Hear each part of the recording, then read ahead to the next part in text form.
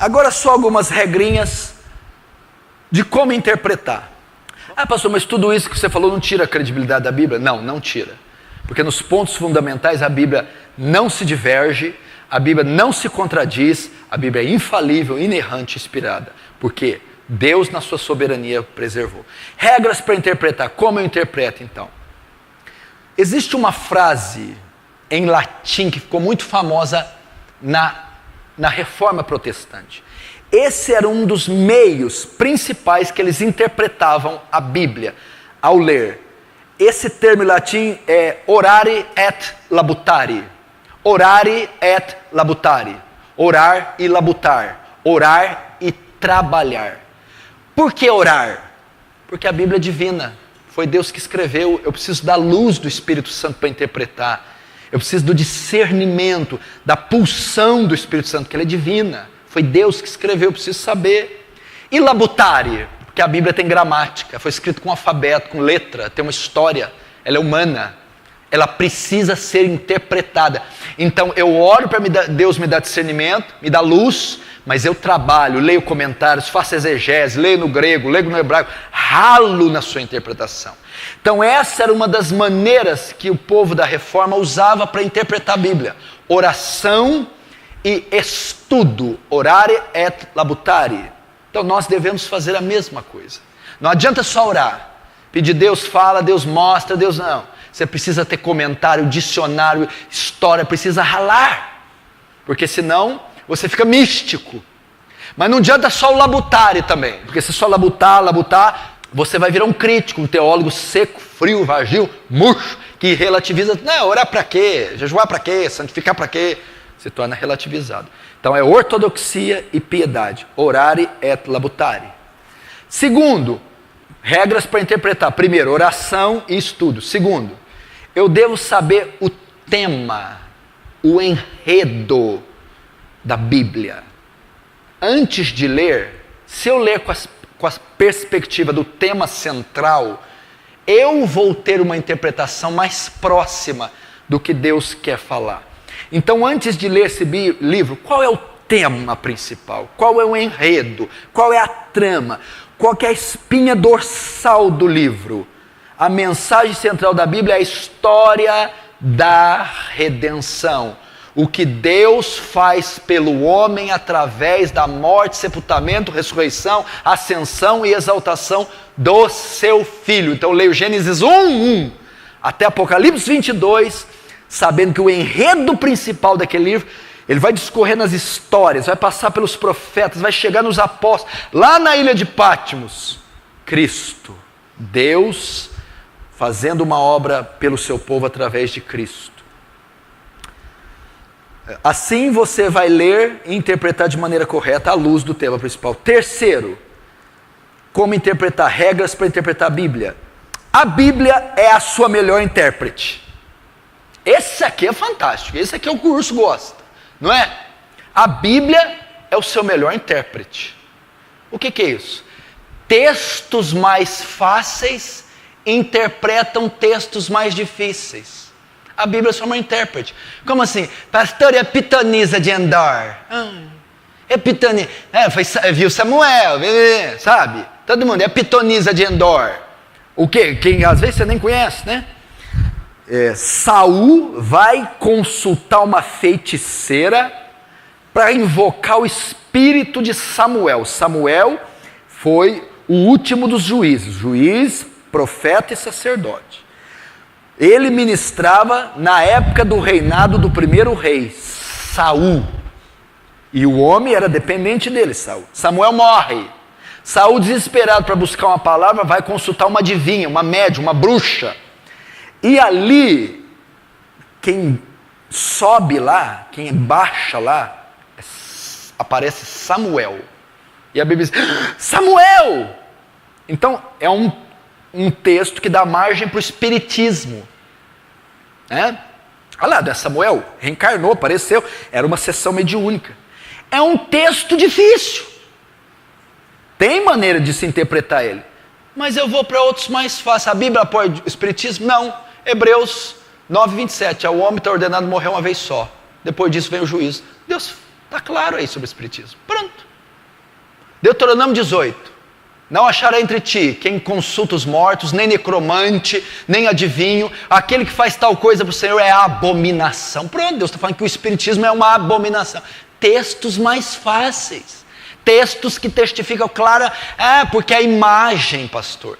Porque a Maria. Não, tem textos claros.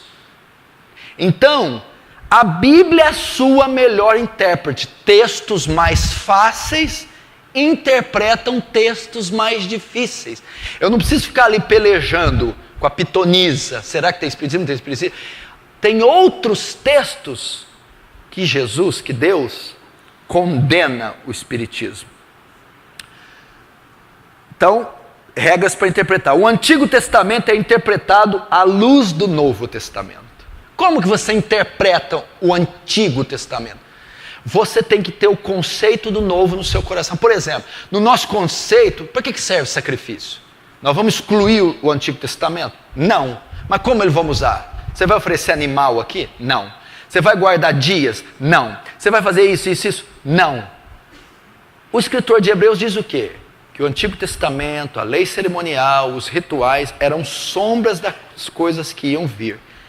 Eu interpreto o Antigo à luz da encarnação do Verbo, o Cordeiro Pascal, Cristo, o sacrifício sendo oferecido num espeto de madeira, a morte na cruz. As leis cerimoniais apontam para as leis morais do Novo Testamento. Então eu interpreto o Antigo à luz do Novo, né? Porque tem costumes, tem circunstâncias no Antigo Testamento que não são usadas. O escritor diz que entrou em caducidade, obsolescência, arquétipos, fim. A ordem levítica caiu no ano 70, quando o templo foi destruído por Tito, e agora é uma ordem segundo Melquisedeque. Então você interpreta o Antigo à luz do Novo, com a convergência toda na obra e na pessoa de Cristo e dos apóstolos. Então você lê assim. Estou terminando. Outra regra para interpretar a Bíblia: o texto quer dizer o que o autor quer dizer. Interessante isso, né? Os pentecostais, os carismáticos, por exemplo, falam coisas que não tem nada a ver. O que o texto quer dizer? O que o autor queria dizer. Então levo em conta o pano de fundo histórico. Por que Paulo pregou aquilo no Areópago? O Deus que fez o céu e a terra não é servido por mãos humanas, como necessitando de coisa alguma. E nem habita em templos feitos por mãos humanas. Dele vem o ar, a respiração, nele nos movemos e estivemos vivendo. O que o autor quer dizer? Eu vou tirar aquilo ali para criar uma doutrina? Não. Paulo está fazendo um discurso criacionista. Ele está indo no Areópago, ele está em Atenas, ele está na capital da idolatria, ele está no contexto greco-macedônio. Não se cria, não se tinha a ideia de um Deus, de uma religião monoteísta, de um Deus triuno. Paulo vai então, ele não vai dizer de Jesus, ele vai dizer da criação. Então eu vou saber o que o texto quer dizer, o que Paulo quis dizer. Ele vai provar para eles que existe um só Deus, é o Criador de todo o céu e da terra, e aí até chegar em Jesus. O sentido natural tem que ser preferido ao sentido figurado. Como é que é? Sempre quando você lê, você tem que ver o sentido literal, natural. Ele deve ser preferido. Por exemplo, quem não crê será jogado no inferno. Não, inferno é figurado, não existe. Não, sempre opta pelo literal, pelo natural. Inferno é inferno. Só opta pelo sentido figurado quando for explícito. Eu sou a porta. Você não falou literal? Jesus é uma porta. Jesus não é uma porta, não tem maçaneta, é figurado. Ele está dizendo que ele é a maneira, ele é o método que eu chego a Deus, a porta. Mas sempre quando ler, opte pelo sentido natural. Por quê? Porque a nossa geração já estragou a interpretação. Os neopentecostais só interpretam no sentido figurado, tudo é figurado. Não, aqui pé não é pé, aqui vinho não é vinho, aqui Jesus não cansou, aqui não foi sangue que ele suou, é tudo figurado. Não, é natural, é literal. E último, o texto deve ser interpretado à luz do seu contexto. À luz do seu contexto. O que quer dizer isso? Texto sem contexto é pretexto para uma heresia. O que mais gera seita, engano? A pessoa está pregando, está evangelizando, está ensinando, está escrevendo livro, e ela está usando a Bíblia, mas um texto fora do seu contexto. O que é o contexto? Versículos anteriores e versículos posteriores ao texto vão definir o que o texto está dizendo. Então nunca traduza um texto fora do seu contexto. O que é o contexto? É assim, ó. João 3,16. Porque Deus amou o mundo de tal maneira. Qual que é o contexto? Quem falou esse texto? Jesus. Para quem falou? Nicodemos. Quem era Nicodemos? Um príncipe dos fariseus. Que época que foi? Aí você vai chegar na interpretação correta. Nunca interprete um texto fora do contexto. Por exemplo, um texto que muitos interpretam de forma errada. Hebreus 12,15. Que nem uma raiz de amargura brotando vos prive da graça de Deus e vai. Está vendo? Você não cumprimentou o irmão, ele está com raiz de amargura. Está vendo? Você falou duro com o irmão, ele ficou com brotou a raizinha, cresceu e virou uma coisa que está causando bloqueio. Não é isso que o texto quer dizer, não tem nada a ver.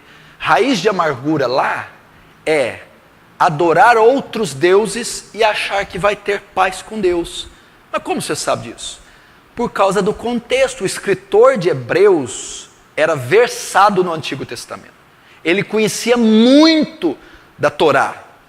Ele usou um texto de Deuteronômio 29:18, que os israelitas estavam adorando outros deuses e esperando ter paz com Deus.